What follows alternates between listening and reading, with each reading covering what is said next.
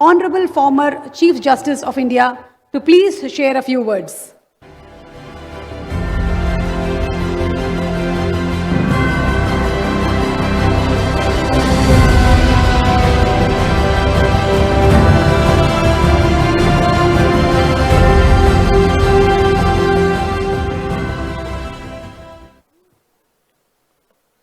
Honorable Vice President of India, Sri C.P. Radhakrishnan ji, Honorable Governor of Telangana, Mr. Dev Sharma ji, Honorable Chief Minister of Andhra Pradesh, Chandrababu Naidu garu, Honorable Chief Minister of Telangana, Revanth Reddy garu, Union Ministers, Ram Mohan Naidu garu, Kishan Reddy garu, ఈ సమావేశానికి విచ్చేసినటువంటి అతిరథ మహారాజులు, కేంద్ర మంత్రులు, పారిశ్రామికవేత్తలు, రామోజీ కుటుంబ సభ్యులు, అదేవిధంగా పత్రికా ప్రతినిధులు, సోదరీమణులారా, మీ అందరికీ కూడా హృదయపూర్వక నమస్కారాలు. నేడు రామోజీరావు గారి జయంతి. ఈరోజు వారి జీవితం, కృషి, త్యాగం మరియు సందేశాత్మకమైనటువంటి వారసత్వాన్ని స్మరించుకునేందుకు, అదేవిధంగా ఆధునిక భారతదేశ జర్నలిజం యొక్క పరిణామ గాథను జ్ఞాపకం చేసుకునేందుకు సరైనటువంటి సమయం అని భావిస్తున్నా. ది గాడ్ ఫాదర్ అనేటటువంటి నవల్లో రచయిత చెప్తాడు, great men are not Born great, they grave great. అది రామోజీరావు గారి విషయంలో సరిగ్గా సరిపోతుంది. రామోజీరావు గారు ఒక నైతిక నిబద్ధత కలిగినటువంటి వ్యక్తి. ఈనాడు ఆయన పత్రికను స్థాపించటమే కాకుండా తన పత్రిక ద్వారా ప్రజలలో చైతన్యం తీసుకొచ్చి మరి ప్రజాస్వామ్య పరిరక్షణ కోసం ఆయన చేసినటువంటి కృషి తెలుగు రాష్ట్రాల్లో ఉన్నటువంటి ప్రజలందరికీ మరి ప్రత్యేకించి చెప్పాల్సినటువంటి అవసరం లేదు. అంతేకాదు ఆయన తన పత్రికను ఏనాడు కూడా స్వప్రయోజనాల కోసం వాడుకోలా, తన వ్యాపార సంస్థలకు ఆయుధంలా, రక్షణలా వాడుకోలా. అదేవిధంగా పత్రికలో లేదా టీవీలో ప్రజలకు సరైనటువంటి సమాచారం అందించి మరి వారిని చైతన్యవంతం చేసి ప్రజాస్వామ్య పరిరక్షణలో, దేశ అభివృద్ధిలో భాగస్వాములు చేసినటువంటి సంగతి మీ అందరికీ తెలుసు. రామోజీరావు గారు ఎప్పుడు అధికారాన్ని కోరుకోలా. అదేవిధంగా ఆయనకు అత్యంత విలువైనది తన పాఠకులు, ప్రేక్షకుల యొక్క నమ్మకం. ఆ నమ్మకాన్ని ఆయన చివరి నిమిషం వరకు ఒమ్ము చేయలేదనేటువంటి విషయం మీ అందరికీ తెలుసు. అత్యంత క్లిష్టమైన సమయాల్లో కూడా ఆయన స్వతంత్ర మరియు వాస్తవికత జర్నలిజం నుంచి ఏనాడు విడిపోలా. అది పత్రికా రంగంలో ఒక దీపస్తంభంలాగా ఆయన పత్రికను నడిపాడు. ఆయన దృష్టిలో పత్రిక నడపడం అనేది ఒక పవిత్రమైనటువంటి బాధ్యత. ప్రజల పట్ల నిజాయితీతో జీవించడం ఆయన గొప్పగా భావించారు. సమాచార హక్కు కోసం, సారా వ్యతిరేక ఉద్యమంలోనూ, ప్రజాస్వామ్య పరిరక్షణ కోసం జరిపినటువంటి ఉద్యమంలోనూ, తెలుగు భాష రక్షణ కోసం జరిపినటువంటి ఉద్యమాల్లో ఆయన ఈనాడు ద్వారా ప్రజల గొంతు కలిపి ఆ ఉద్యమాలని బలోపేతం చేసినటువంటి మహనీయుడు. ఇంత ఘనమైనటువంటి వారసత్వాన్ని నిలుపుకోవటం, ముందుకు నడపడం అనేటటువంటిది ఒక పెద్ద సవాల్. మన చుట్టూ చూస్తూనే ఉన్నాం, అనేక మంది తాతలు తండ్రులు సంపాదించినటువంటి ఆస్తులని, సామ్రాజ్యాలని ఏ విధంగా పోగొట్టుకున్నారో. అందుకు భిన్నంగా రామోజీరావు గారి వారసులు ఆయన గర్వించే విధంగా వారు నిలబడిపోయేటువంటి ఫోర్త్ ఎస్టేట్ని మరింత గొప్పగా ముందుకు నడిపిస్తున్నారు.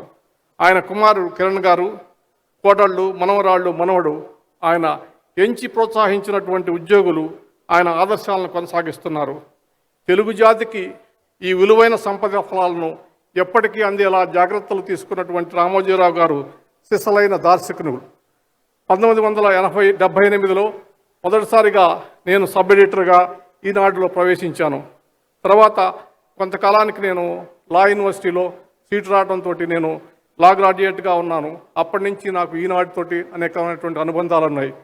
మరి అనేక సంవత్సరాల నిరంతర కృషి ద్వారా రామోజీరావు గారి సారథ్యంలో సంకల్పించినటువంటి తెలుగు భాష నుంచి తెలుగు భాషకు అర్థాలు చెప్పేటటువంటి మహానిఘంటువుని ఈరోజు మనం విడుదల చేయడం జరిగింది.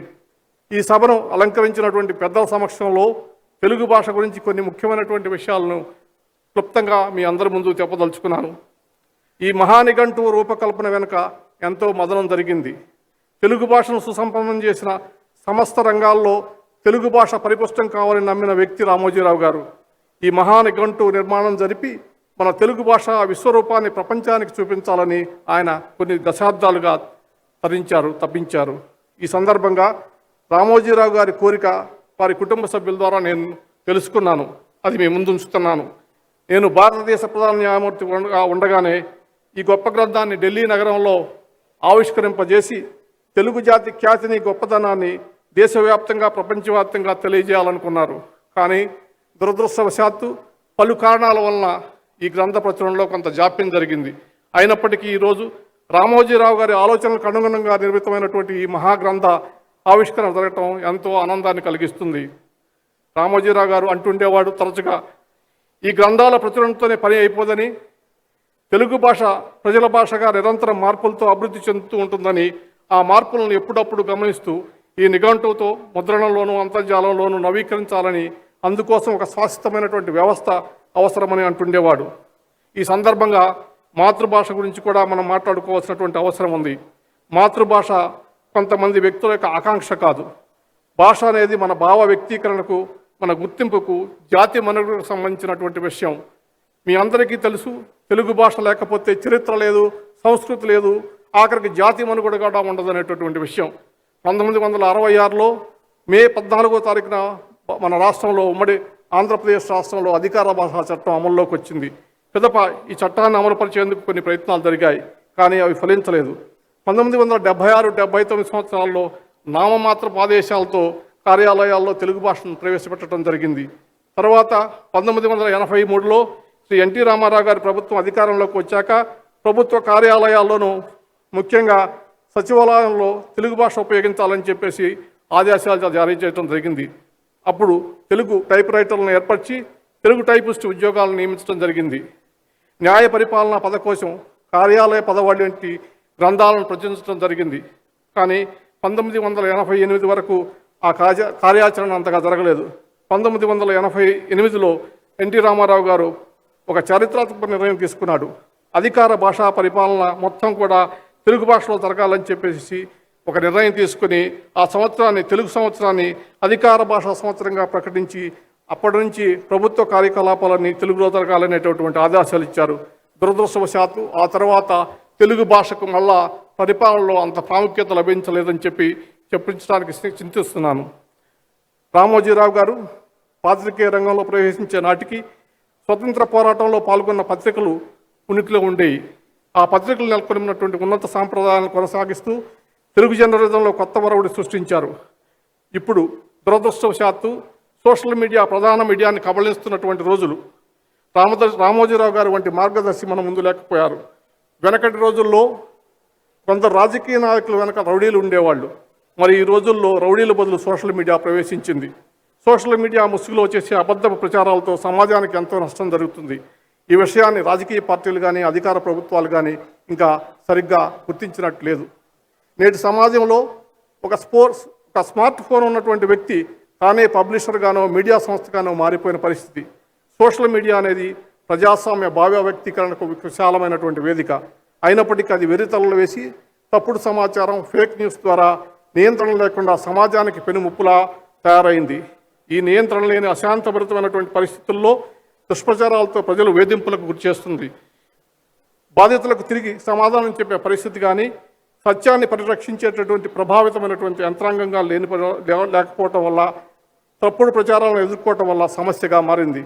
ఈ సోషల్ మీడియా ఎక్కువ వాడటం వల్ల అనేక ఆరోగ్య, మానసిక సమస్యలకు ప్రజలు బాధపడుతున్నారు. సైబర్ నేరస్తులు, బ్లాక్ మెయిలర్స్కు ఇది ఒక స్వర్గంలా మారింది. మరి ఈ కొత్త వ్యవస్థలో ఇన్ఫ్లుయెన్సర్స్ అనే కొంతమంది వీరికి లేనటువంటి నైపుణ్యాన్ని ఆపాదించుకుని ఒక వ్యాపారంగా మార్చుకుని బ్రతుకుతూ దాని ద్వారా ప్రజలను మోసాలు చేస్తున్నటువంటి పరిస్థితి కొనసాగుతుంది.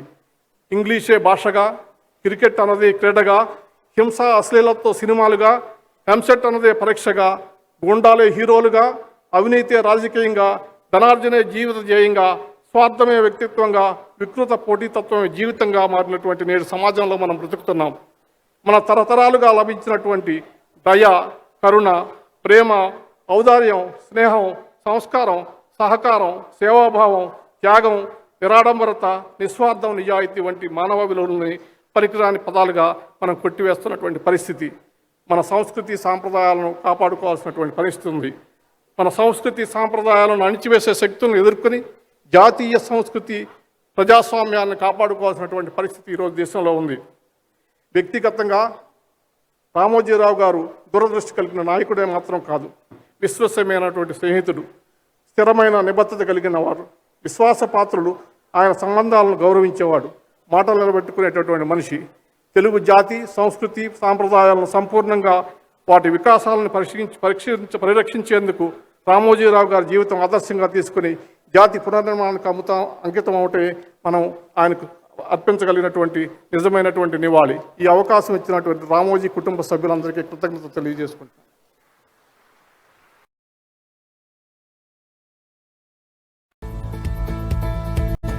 Thank you so much, sir, for that insightful address. We are truly honored.